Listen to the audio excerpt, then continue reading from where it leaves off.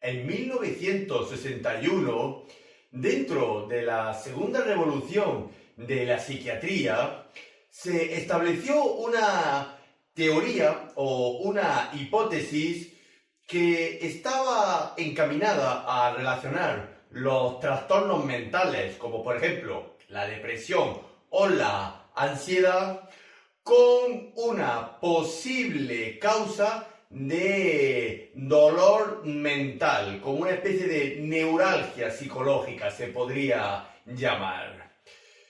Dentro de esta teoría se establecieron distintos fármacos y moléculas que estarían encaminadas a ese control del dolor mental, el cual podría ser la raíz o la principal etiología de la depresión o la ansiedad. De aquí surgieron muchísimos fármacos, pero uno de ellos todavía sigue prevalente en los años actuales.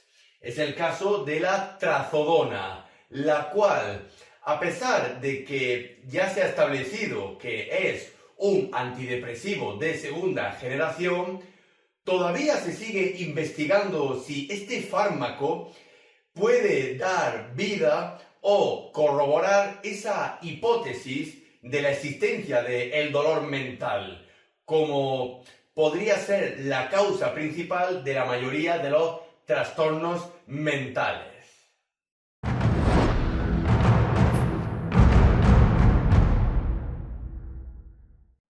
La trazodona es un fármaco que pertenece a la familia de los antidepresivos y dentro de los mismos se engloba en los de clase atípica o de segunda generación. Si atendemos al mecanismo de acción que posee la trazodona, esta se englobaría en otro grupo dentro de los antidepresivos, en el grupo de los de tipo AIRS, o también conocidos como antidepresivos SARI, antagonistas e inhibidores de la recaptación de serotonina. La trazodona la podemos encontrar en el mercado sanitario y farmacéutico bajo el nombre comercial de Deprax. Y aquí podemos observar la estructura y conformación química de la trazodona, donde vemos una principal particularidad, y es que la trazodona pertenece al grupo bioquímico de las fenilpiperacinas, donde vemos la presencia de un grupo benceno al cual se le une un simple átomo de cloro, así como el núcleo principal del grupo bioquímico al que pertenece la trazodona, es decir, un anillo de tipo piperacina, al cual se le unen otros anillos nitrogenados y, por ejemplo, también un grupo carbonilo. Pero muy importante recordar que la trazodona en el ámbito bioquímico se engloba en el grupo de los compuestos derivados de las fenilpiperacinas.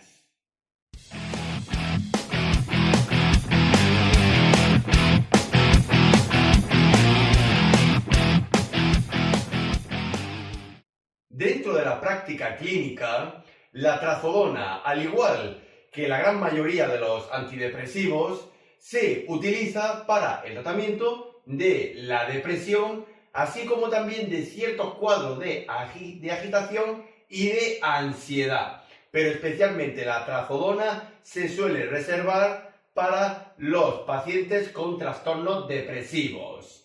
Y también tiene utilidad como fármaco para el tratamiento del insomnio, debido a las propiedades hipnóticas y o sedantes que tiene también la trazodona.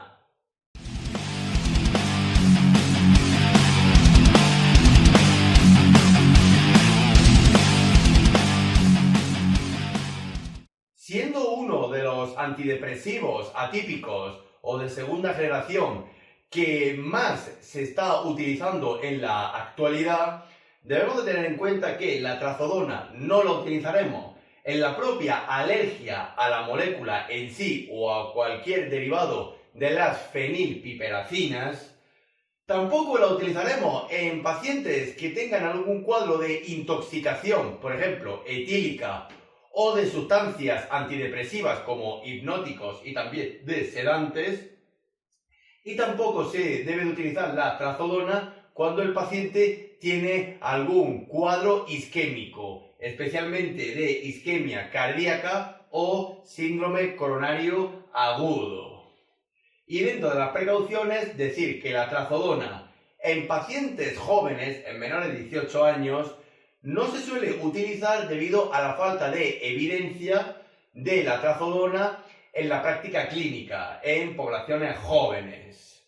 Como todo antidepresivo, independientemente de la clase o del tipo que sea, se requiere un seguimiento del paciente, por supuesto por el cuadro facultativo especialista, es decir, por la psiquiatría. La trazodona, como gran parte de los antidepresivos, se le ha relacionado con un aumento o incidencia de la arritmogenia, ya que puede alargar el intervalo QT cardíaco. Y también hay que tener especial precaución en pacientes con un aumento de la presión intraocular, por ejemplo, en el glaucoma, tanto de ángulo abierto como de ángulo cerrado. Todo antidepresivo, incluyendo a la trazodona, puede generar tolerancia, por lo cual hay que vigilar estrechamente la terapia del paciente con la trazodona y evitar que éste presente un cuadro de tolerancia o abstinencia, por lo cual la suspensión de un tratamiento de la trazodona será de forma gradual.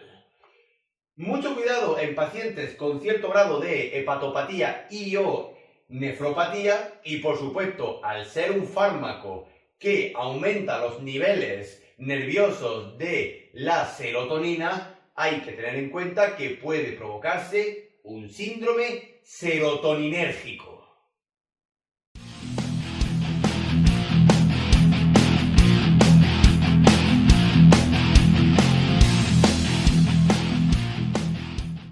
El mecanismo de acción de la trazodona es bastante simple, pero tenemos que tener en cuenta primero ciertos aspectos.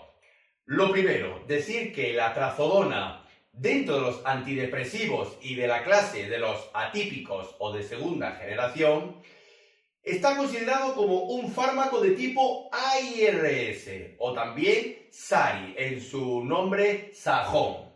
¿Qué significa las siglas AIRS? Antagonista de la inhibición de la recaptación de serotonina. ¿Qué significa esto? Que la trazodona aumenta los niveles de serotonina en el sistema nervioso central, lo cual conlleva a una mejoría del estado de la actividad cerebral y una disminución de la depresión y alteraciones mentales. Decir también que la trazodona tiene cierto efecto sedante e hipnótico. Y también hay que decir que la trazodona, dentro de su mecanismo de acción, dependiendo de las dosis que administremos de trazodona, tendremos un efecto u otro. Por ejemplo, si utilizamos la trazodona a dosis altas, tendremos un efecto agonista sobre los receptores serotoninérgicos, lo cual podría conllevar a la aparición de un síndrome serotoninérgico. Mientras que la trazodona, si se utiliza a dosis bajas, lo cual entra dentro de las recomendaciones clínicas de la misma, posee un efecto antagonista serotoninérgico. Y este es el efecto que más se requiere en el paciente depresivo. Y también hay que tener en cuenta que la trazodona no tiene ninguna relación con otros antidepresivos, como por ejemplo los de tipo tricíclicos, con los inhibidores selectivos de la recaptación de serotonina o con los inhibidores de la enzima monoaminoxidasa, sino que la trazodona tiene su propio grupo dentro de los antidepresivos, en el cual ella reina en solitario.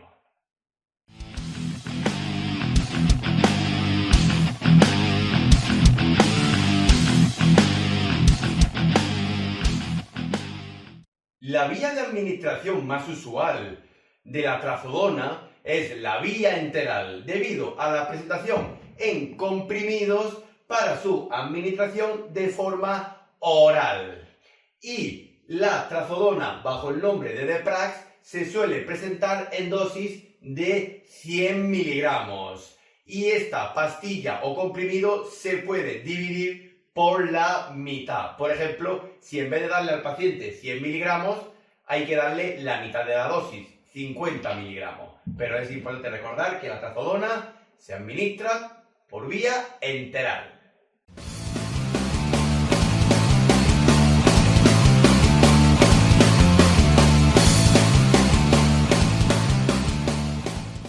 Las dosis más habituales y posología más común de la trazodona suele ser bastante estandarizada y está bastante estudiada desde que se empezó a utilizar la trazodona hace ya más de 50 años. Pero tenemos que tener en cuenta en que la trazodona, como todo antidepresivo, puede provocar tolerancia, es decir, dosis techo. Por lo cual, siempre hay que tener en cuenta que al paciente hay que administrarle la mínima dosis efectiva, evitando que el paciente genere un cuadro de adicción a la trazodona. Si se utiliza esta, por ejemplo, por vía oral, podemos utilizar de 100 a 150 miligramos diarios o directamente utilizar una dosis nocturna, por ejemplo, para el tratamiento del insomnio, de 50 a 100 miligramos, administrando un máximo de 200 miligramos diarios. Y en geriatría, en la tercera edad, por ejemplo, para el tratamiento de la depresión o para los cuadros de insomnio, se puede utilizar de 50 a 100 miligramos diarios. Y si es para el insomnio, se utilizará esta dosis, pero por la noche, en dosis única. Pero tener muy en cuenta que la trazodona, como todo antidepresivo, debe de utilizarse en su mínima dosis efectiva.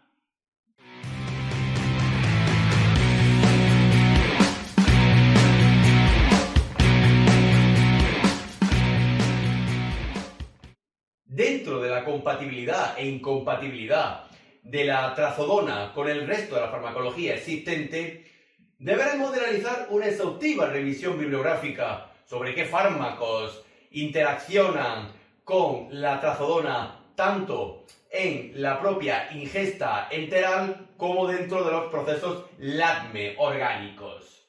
Y en la interacción hay que saber que la trazodona tiene potenciación y sinergia si se administra con sustancias que intervengan directamente sobre la acción del sistema nervioso central, como puede ser el alcohol, con hipnóticos, con antipsicóticos, con benzodiazepinas, con sedantes, con su propia familia en general, con los antidepresivos, independientemente de cuál sea la clase, y también con anestésicos, especialmente de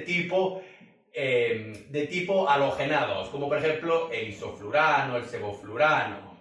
Y por el contrario, la trazodona tiene antagonismo con un fármaco especial, con la carbamazepina. Es decir, aquellos pacientes que tienen tratamiento con la carbamazepina, por ejemplo, en tratamientos antiepilépticos, es mejor evitar la trazodona, puesto que puede haber una interacción negativa y que ambos fármacos se anulen el uno al otro, se anulen mutuamente.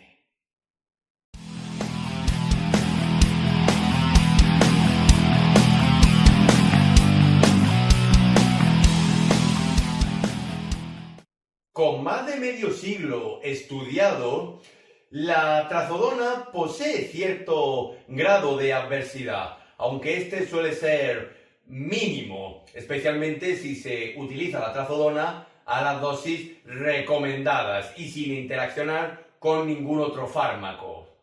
Pero aún así, se pueden observar ciertos efectos secundarios como alteraciones de la sangre, pérdida del apetito y cuadros de anorexia, por ejemplo, si se utiliza en pacientes jóvenes con trastornos mentales como alimentarios u obsesivos o compulsivos. A nivel mental puede producir confusiones, sueño, así como también mareo y temblor. Y por supuesto, al ser un fármaco, la trazodona que aumenta los niveles de serotonina en el organismo a nivel del sistema nervioso central, puede producirse un cuadro de síndrome serotoninérgico, del cual derivan la gran parte, la gran mayoría de los efectos adversos de la trazodona. También puede provocar cefaleas, parestesias, cuadros de arritmogenia, ya que la trazodona puede alargar el intervalo QT cardíaco y también puede provocar disnea y dispepsia. Y en el embarazo y la lactancia, la trazodona tiene categoría C, es decir, se puede utilizar tanto en el embarazo como durante la lactancia, pero siempre que el beneficio de la administración supere a los riesgos que tiene la trazodona. Por lo cual, si se puede evitar en ambas situaciones, mejor. O cambiarlo por una opción algo más segura.